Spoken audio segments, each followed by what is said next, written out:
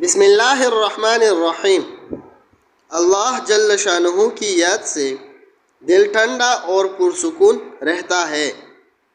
ارشاد فرمایا کہ بھائیو تجربہ کر کے دیکھو، جب تم اللہ کو یاد کرتے ہو اس وقت زیادہ مسرت ہوتی ہے یا جب تم نوٹ گنتے ہو، کاروں میں پھرتے اور بال بچوں میں گم رہتے ہو، بیوی بچوں سے آنکھ ٹھنڈی ہوتی ہے، مگر خدا کی یاد سے دل ٹھنڈا اور پرسکون اور پر نور ہوتا ہے۔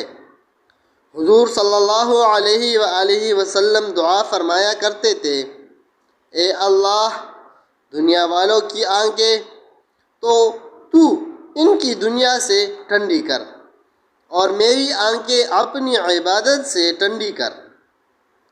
یہ دعا مانگو کہ یہ باقی چیزیں ہیں، یہ عقل کے مطابق بھی ہے۔